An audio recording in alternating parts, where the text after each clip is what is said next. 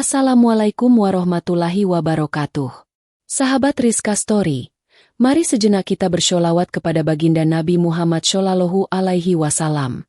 Dengan bersholawat, semoga hati kita dipenuhi cahaya dan langkah hidup kita selalu mendapat keberkahan. Sebelum cerita ini dimulai, izinkan saya mengajukan beberapa pertanyaan. Pernahkah kalian melihat seorang pria sederhana berani melakukan sesuatu yang tampaknya mustahil? Pernahkah kalian menyaksikan betapa kerasnya dunia menolak mimpi seseorang hanya karena ia berasal dari kalangan biasa? Dan pernahkah kalian mendengar kisah di mana seseorang yang diremehkan ternyata menyimpan sebuah rahasia besar yang akhirnya membuat semua orang terdiam? Inilah sebuah kisah yang layak kita dengarkan hingga akhir. Karena di balik perjuangan seorang pria sederhana, ada pelajaran tentang harga diri, ketulusan, dan takdir yang penuh kejutan. Maka jangan lewatkan satu detik pun, karena apa yang akan terjadi di akhir kisah ini sungguh tak terbayangkan. Pagi itu, di depan sebuah kantor polisi di kota besar, suasana terlihat sibuk. Beberapa warga keluar masuk, ada yang melapor kehilangan, ada yang mengurus surat, dan beberapa polisi sibuk menjalankan tugas. Di antara keramaian itu, seorang pria berjaket hijau khas ojek online berdiri dengan wajah serius. Helm lusuh ia genggam erat di tangan kanannya, sementara tangan kirinya menyembunyikan sebuah kotak kecil berwarna merah. Pria itu bernama Randy. Ia bukan siapa-siapa, hanya seorang driver ojol yang setiap hari berkeliling kota mencari nafkah. Namun hari itu, langkahnya penuh tekad. Ada sesuatu yang sudah lama ia pendam dalam hatinya, dan kini saatnya untuk ia ungkapkan. Matanya menatap lurus ke arah seorang polwan cantik bernama Ayu. Wajah Ayu terlihat tegas sekaligus menawan, seragamnya rapi, senyumnya biasa menyita perhatian banyak orang. Namun bagi Randy, senyum itu lebih dari sekadar indah. Itu adalah cahaya yang membuat hatinya berani bermimpi. Randy menarik napas dalam-dalam, lalu melangkah maju. Orang-orang yang ada di sekitar mulai memperhatikan. Ada yang bertanya-tanya. Ada pula yang sekadar menatap penasaran. "Selamat pagi, Mbak Ayu," sapa Randy dengan suara sedikit bergetar. Ayu menoleh, alisnya sedikit terangkat. "Kamu, siapa ya? Ada perlu apa kesini?" tanyanya dingin. Randy tersenyum gugup, lalu mengeluarkan kotak merah kecil dari tangannya.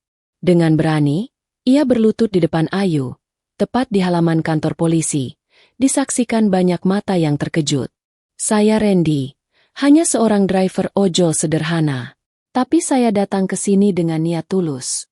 Ayu, maukah kamu menikah denganku?" Kerumunan langsung riuh.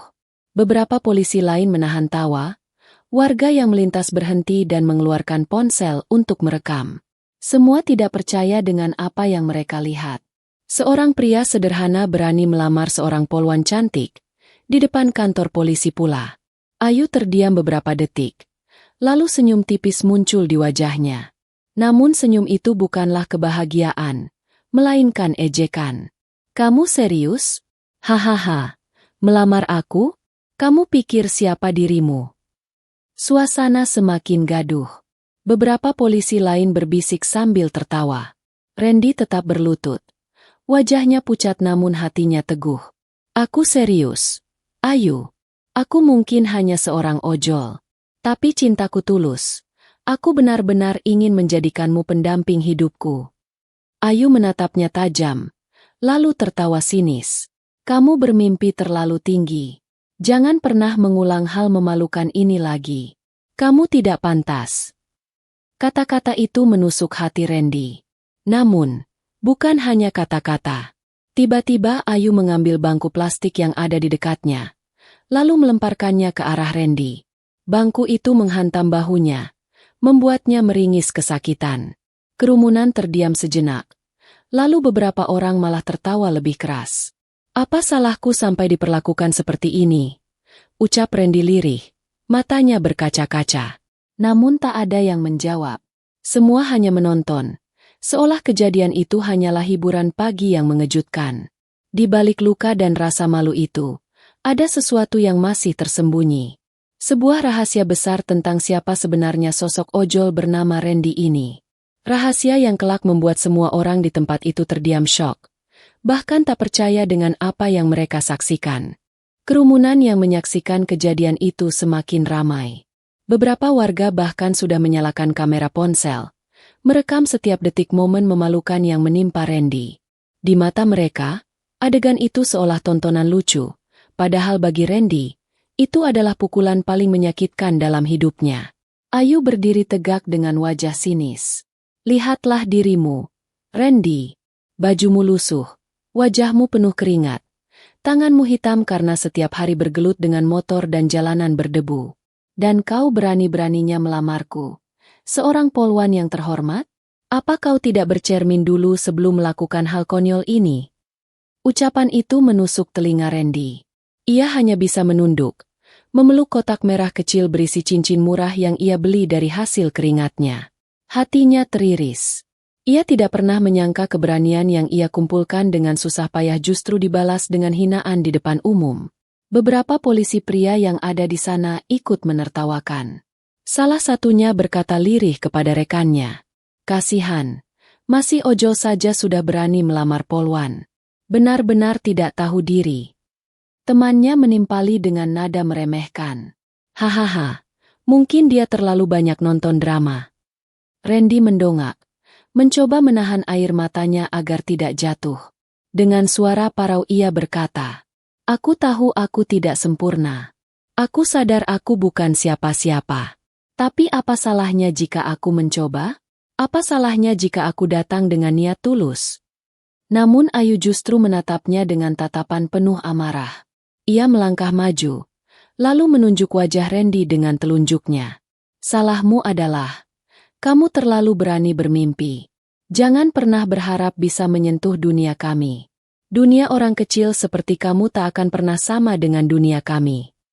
Kata-kata itu seolah menjadi cambuk terakhir yang menghancurkan hati Randy. Ia terdiam, tidak membalas, hanya berdiri dengan tubuh gemetar. Suasana semakin panas. Kerumunan yang tadinya tertawa kini mulai terbelah. Ada yang merasa kasihan, ada pula yang tetap menganggap itu lelucon. Seorang ibu parubaya yang kebetulan ada di sana mencoba menegur Ayu. "Dek, jangan begitu. Bagaimanapun dia datang dengan cara baik-baik. Menolak boleh, tapi jangan dihina seperti itu." Namun Ayu tidak peduli. Dengan suara lantang ia menjawab, "Bu, orang seperti dia harus diberi pelajaran. Biar tahu diri. Kalau tidak, besok-besok akan ada lagi orang nekat macam ini datang melamarku." Suasana menjadi gaduh. Beberapa orang mulai tidak tega melihat perlakuan Ayu. Namun tak ada yang berani menghentikannya. Semua hanya menonton, seolah menunggu bagaimana akhir dari drama yang sedang berlangsung itu. Randy akhirnya berdiri tegak. Matanya merah menahan air mata. Dengan suara pelan, ia berkata, "Baiklah, kalau memang begini caranya, aku akan pergi. Tapi ingatlah, Ayu, suatu saat kamu akan tahu siapa aku sebenarnya." Ucapannya terdengar aneh. Beberapa orang saling berpandangan, bingung dengan maksud dari kalimat itu.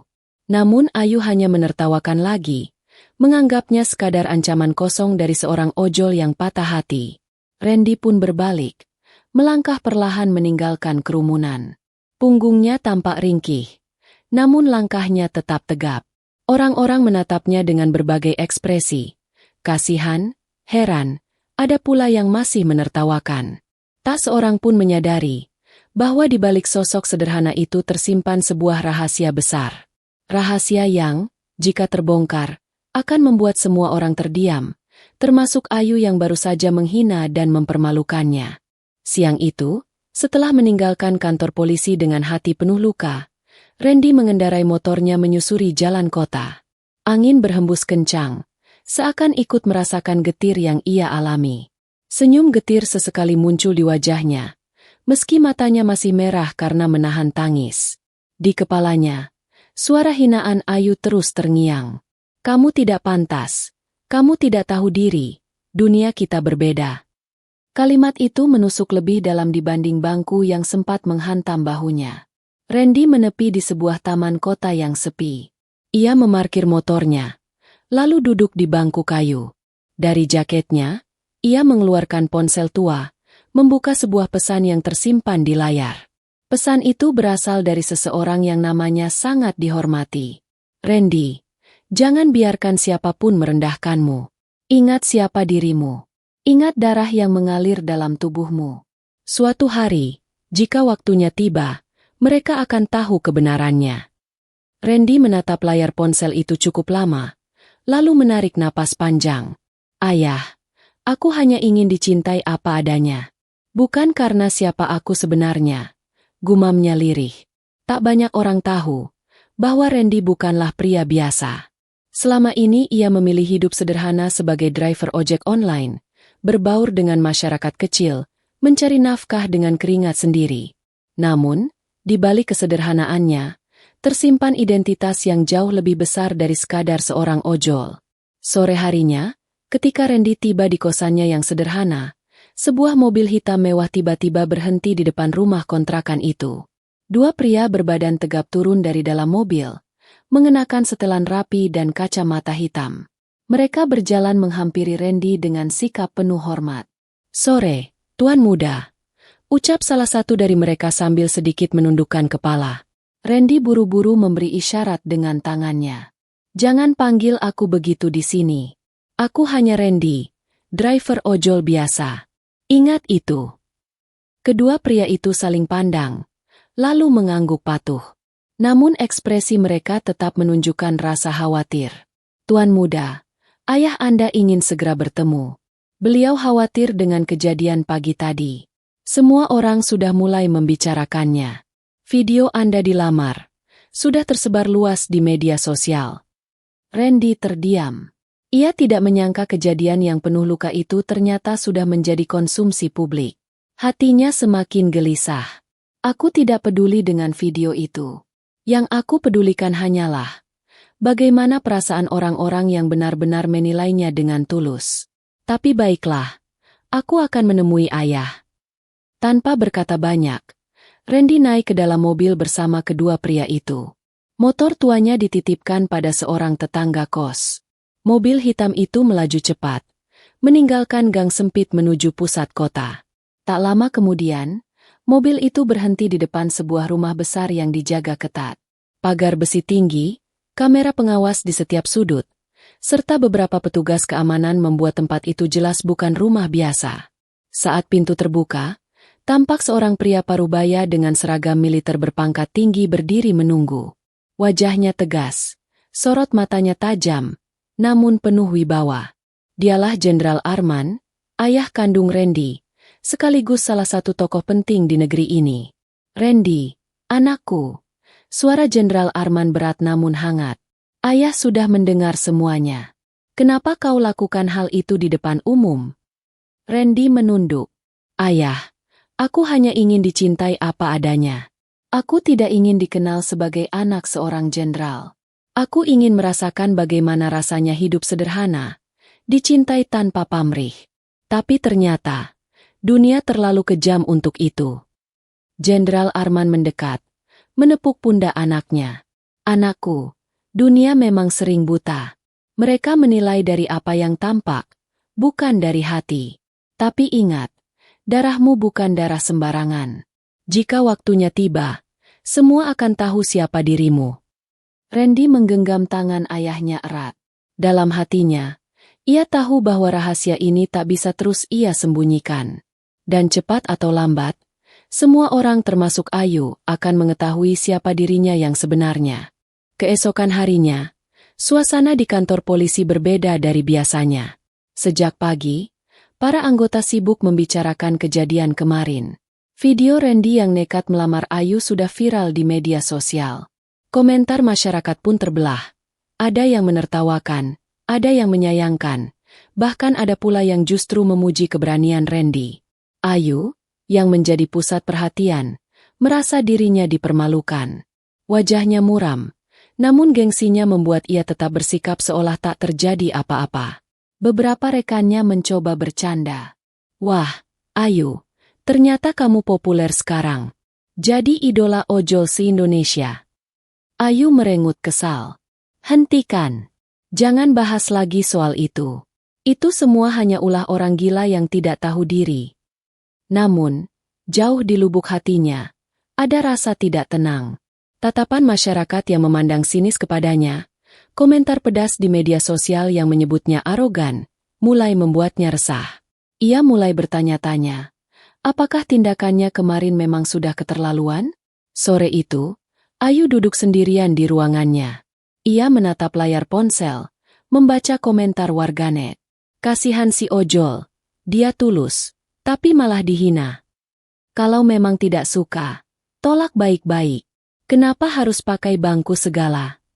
Polwan kok tega begitu sama rakyat kecil? Wajah Ayu memerah, bukan karena marah, melainkan karena rasa bersalah yang mulai muncul. Ia mencoba menepis pikiran itu, namun kata-kata Randy sebelum pergi terus terngiang di telinganya. Ingatlah, suatu saat kamu akan tahu siapa aku sebenarnya. Malam harinya, di sebuah ruang tamu megah di kediaman Jenderal Arman, Randy duduk termenung. Kopi hitam di meja sudah dingin, namun pikirannya masih bergejolak. Ia teringat jelas wajah Ayu ketika melempar bangku padanya. Rasa sakit di bahunya masih ada, tapi rasa sakit di hatinya jauh lebih dalam. Ayahnya, Jenderal Arman, masuk ke ruangan itu. Ia duduk di samping Randy. Anakku, sampai kapan kau akan menahan semua ini? Dunia harus tahu siapa dirimu, agar tidak ada lagi yang berani merendahkanmu. Randy menatap ayahnya dengan mata sendu. Ayah, aku tidak peduli apa kata orang tentangku. Yang aku pedulikan hanyalah satu. Aku ingin tahu, adakah orang yang mau menerima aku, tanpa harus tahu aku anak siapa. Jenderal Arman terdiam sejenak, lalu berkata dengan nada tegas. Kalau begitu, biarkan waktu yang menjawab. Tapi ingat, harga dirimu tidak boleh diinjak-injak lagi. Jika orang itu suatu hari datang memohon maaf, hanya hatimulah yang bisa memutuskan apakah ia pantas dimaafkan. Ucapan itu membuat dada Randy bergetar. Dalam diam, ia tahu bahwa jalannya ke depan tidak akan mudah. Rahasia yang selama ini ia sembunyikan lambat laun akan terbuka. Dan ketika kebenaran itu terungkap, orang-orang yang meremehkannya akan menelan malu mereka sendiri. Sementara itu, Ayu tidak bisa tidur malam itu. Ia gelisah, teringat tatapan mata Randy yang penuh luka. Ia menutup wajahnya dengan kedua tangan, bergumam lirih. Apa yang sudah aku lakukan? Kenapa aku begitu kejam padanya? Hatinya bergejolak antara gengsi dan penyesalan. Ia belum tahu bahwa kejadian yang lebih besar sedang menunggunya. Sebuah momen yang akan membuatnya terdiam syok, karena rahasia tentang Randy akhirnya akan terbongkar di depan semua orang. Beberapa hari setelah insiden lamaran itu, suasana kantor polisi semakin ramai oleh bisik-bisik. Bukan hanya karena video Randy yang semakin viral, tetapi juga karena muncul kabar aneh. Beberapa pejabat tinggi terlihat keluar masuk rumah Randy yang sederhana di gang sempit tempat ia tinggal. Kamu tahu nggak? Katanya driver ojol itu sering dikunjungi mobil mewah. Bisik seorang polisi kepada rekannya. Ah, masa sih? Jangan-jangan dia punya utang sama rentenir. Jawab yang lain sambil tertawa kecil. Namun kabar itu semakin meluas. Bahkan warga sekitar kos Randy ikut heran. Bagaimana mungkin seorang ojol biasa mendapat tamu orang-orang penting dengan mobil hitam berplat khusus? Di sisi lain, Ayu yang masih gelisah, mulai mendengar gosip itu dari rekan-rekannya. Ia mencoba menepisnya. Namun rasa penasaran terus menghantui. Akhirnya ia memutuskan untuk mencari tahu sendiri. Sore hari, dengan berpakaian santai agar tak terlalu mencolok, Ayu diam-diam mengikuti salah satu mobil hitam yang keluar dari markas besar militer. Mobil itu melaju hingga berhenti di sebuah rumah besar berpagar tinggi. Ayu terbelalak, karena rumah itu sangat megah dan dijaga ketat layaknya kediaman seorang pejabat tinggi. Dari kejauhan, Ayu melihat seseorang turun dari mobil tersebut. Sosok itu tak lain adalah Randy. Ia mengenakan pakaian rapi, jauh berbeda dari jaket ojol lusuh yang biasa ia pakai. Ia berjalan berdampingan dengan seorang pria paruh baya berseragam militer lengkap. Ayu hampir tak percaya dengan apa yang dilihatnya. Ia berbisik lirih pada dirinya sendiri. Itu, Randy. Kenapa dia ada di sana? Dan siapa pria berseragam itu? Sepertinya pangkatnya tinggi sekali. Rasa penasaran Ayu semakin menjadi-jadi. Ia mencoba mendekat lebih jauh, namun langkahnya dihentikan oleh petugas keamanan yang berjaga. Maaf, Bu, tidak boleh mendekat. Area ini terbatas. Ayu hanya bisa mundur, namun rasa penasarannya semakin besar. Ia menunggu dari kejauhan, berharap mendapatkan jawaban. Sementara itu, di dalam rumah megah itu, Randy sedang duduk bersama ayahnya, Jenderal Arman, serta beberapa pejabat tinggi lainnya. Pembicaraan serius sedang berlangsung. Salah satu pejabat berkata, "Pak Jenderal, kita tidak bisa terus merahasiakan identitas putra Anda. Cepat atau lambat publik akan tahu. Apalagi setelah video lamaran itu viral, semua orang bertanya-tanya siapa sebenarnya pemuda ini." Randy hanya terdiam, menatap meja kayu di depannya. Ia tahu kebenaran itu sudah di ambang pintu. Jenderal Arman menoleh kepada putranya. "Randy, apa kau siap jika semua orang tahu siapa dirimu sebenarnya?" Dengan suara tenang, Randy menjawab, "Ayah, kalau itu takdir, aku siap. Tapi aku tidak ingin orang tahu hanya untuk membuatku terlihat hebat. Aku ingin orang tahu agar mereka belajar. Jangan pernah meremehkan seseorang hanya dari luarnya." Jenderal Arman mengangguk penuh bangga. "Anakku, kata-katamu benar. Dunia memang butuh pelajaran itu." Di luar pagar, Ayu masih menunggu dengan penuh rasa penasaran. Ia tidak sadar bahwa jawaban atas semua pertanyaannya sudah semakin dekat. Dan saat kebenaran itu benar-benar terbongkar, hidupnya akan berubah selamanya. Keesokan harinya, sebuah acara resmi digelar di Balai Kota. Acara itu menghadirkan banyak pejabat tinggi, tokoh masyarakat, serta aparat kepolisian. Media massa pun turut hadir untuk meliput.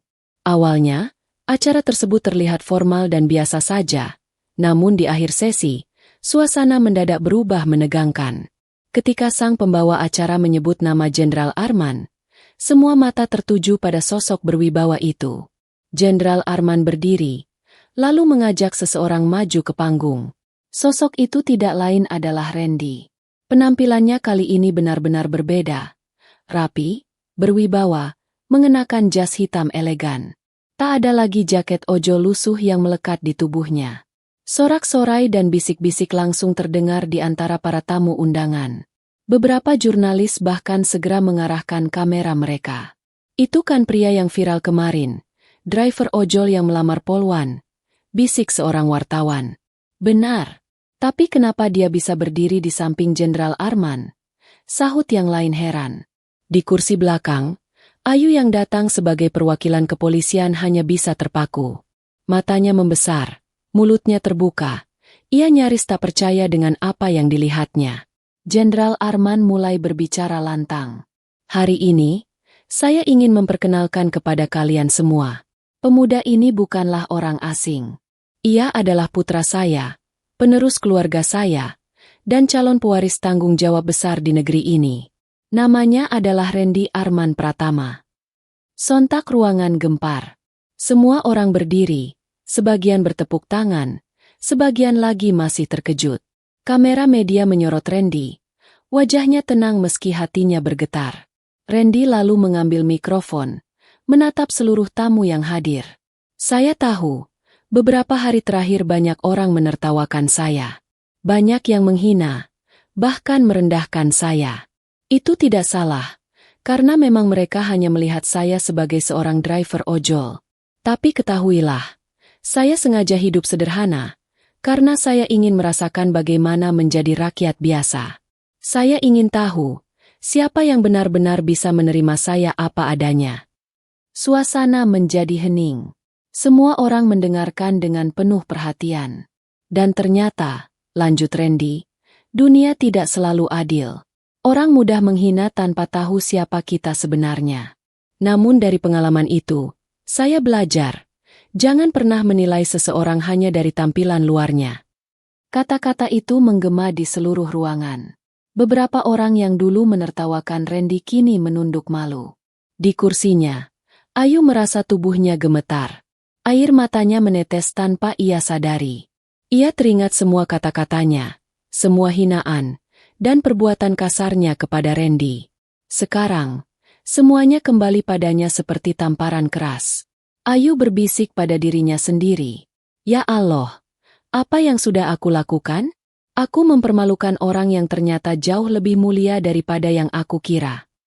Sementara itu, Randy menutup pidatonya dengan kalimat sederhana.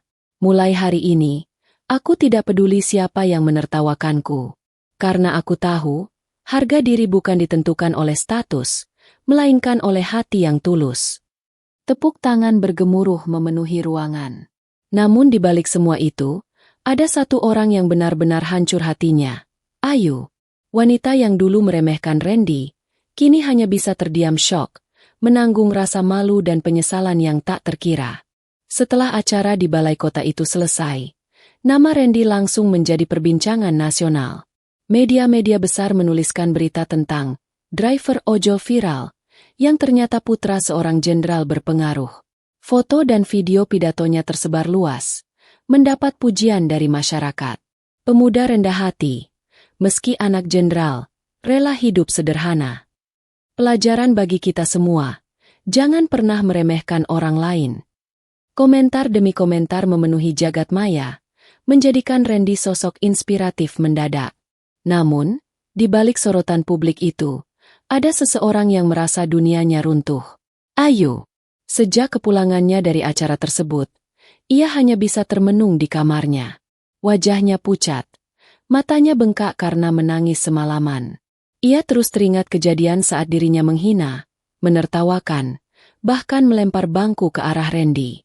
Kenapa aku begitu kejam padanya? Padahal dia hanya datang dengan niat baik. Bisiknya lirih sambil menutup wajah dengan kedua tangannya. Malam itu, Ayu memberanikan diri mendatangi rumah besar Jenderal Arman. Dengan seragam dinas lengkap, ia berdiri di depan pagar, bergetar saat menyebutkan namanya kepada petugas keamanan.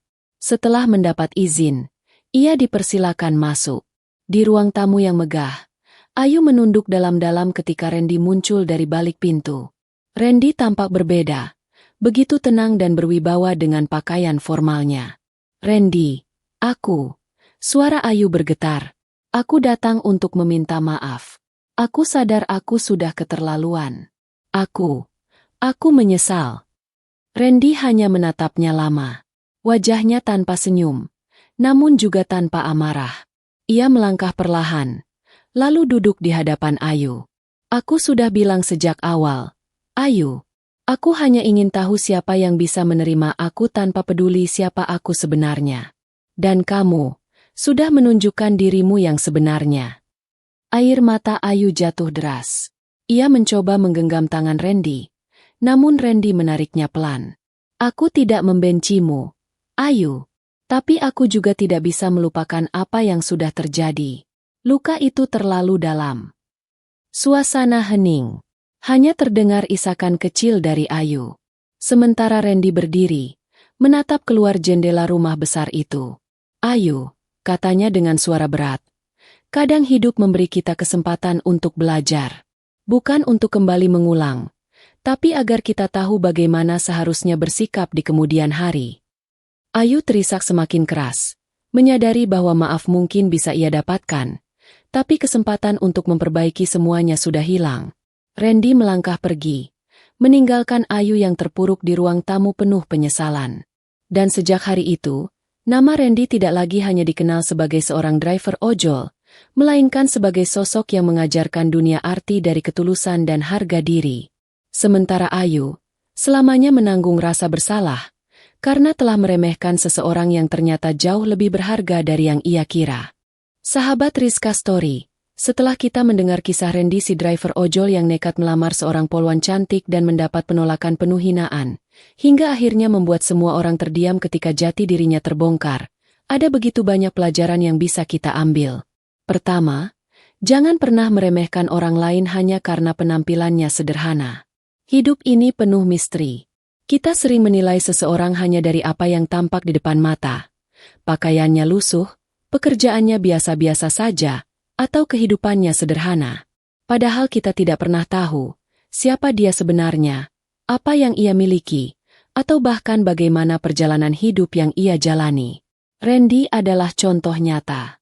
Seorang yang terlihat hanya sebagai driver ojol, ternyata menyimpan jati diri besar yang tidak disangka siapapun. Betapa seringnya kita mendengar ungkapan, "Don't judge a book by its cover." Jangan menilai buku hanya dari sampulnya. Tapi sayangnya, dalam kehidupan sehari-hari, manusia begitu mudah terjebak pada penilaian yang dangkal. Kita sering salah, kita sering terburu-buru menghina, padahal jika kita menunggu sedikit lebih lama, kebenaran bisa membuat kita malu sendiri.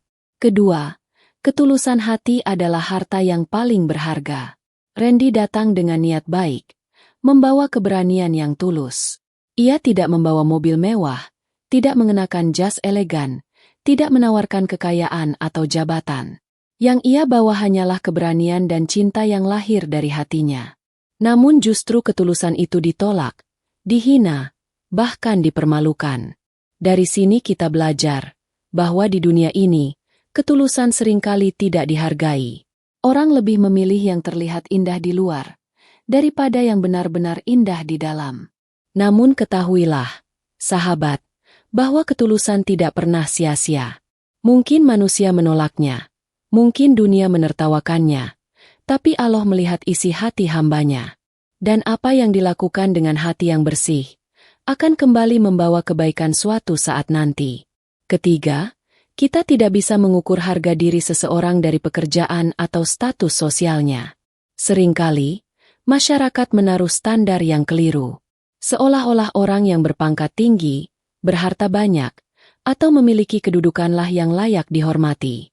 Padahal setiap manusia memiliki harga diri yang sama. Seorang tukang becak, pedagang kaki lima, tukang parkir, petani, ojol, atau buruh sekalipun, mereka semua adalah manusia yang sama berharganya dengan pejabat atau orang kaya. Jika kita menilai manusia hanya berdasarkan status, maka kita sedang menutup mata dari nilai kemanusiaan itu sendiri. Seandainya Ayu menolak dengan cara baik, tidak menghina, maka kisah ini tidak akan menjadi tragedi. Tapi karena ia mengukur harga diri orang lain hanya dari seragam dan pekerjaan, maka ia jatuh pada kesombongan. Keempat, kesombongan akan selalu membawa penyesalan. Ayu adalah cerminan dari manusia yang terlena oleh gengsi dan kedudukan. Ia merasa lebih tinggi karena statusnya sebagai polwan, merasa lebih pantas dihormati, sehingga menolak dengan cara yang menghina. Namun akhirnya, ia harus menanggung malu yang begitu dalam, karena orang yang ia hina ternyata jauh lebih mulia daripada yang ia kira. Bukankah kita sering melihat hal yang sama dalam kehidupan nyata? Ada orang yang menghina tetangganya karena miskin, ada yang merendahkan temannya karena pekerjaannya biasa-biasa saja, ada pula yang sombong hanya karena memiliki sedikit lebih dari yang lain. Namun akhirnya, kehidupan berputar. Mereka yang dulu dihina bisa saja menjadi orang yang jauh lebih tinggi derajatnya, sementara yang sombong jatuh dalam penyesalan. Kelima, kesabaran adalah kunci kemenangan sejati. Randy tidak membalas hinaan itu dengan amarah. Ia tidak menampar, tidak membentak, tidak membalas meski dipukul dengan bangku. Ia hanya diam, menunduk, dan melangkah pergi dengan harga diri. Itulah bukti nyata bahwa kesabaran lebih kuat daripada kemarahan. Kesabaran bukan berarti lemah. Justru dengan sabar, Randy menunjukkan wibawa yang jauh lebih besar.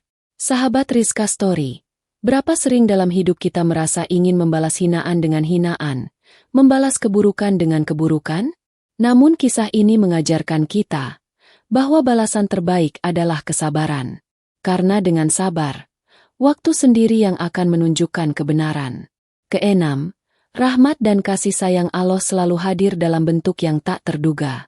Mungkin bagi Randy, kejadian itu adalah luka. Namun di balik luka, Allah memperlihatkan kebenaran yang lebih indah. Dari peristiwa memalukan itu, dunia akhirnya tahu siapa Randy sebenarnya. Dari air mata yang jatuh, muncul pelajaran yang bisa membuka mata banyak orang. Sahabat, terkadang kita merasa dipermalukan, ditolak, atau direndahkan.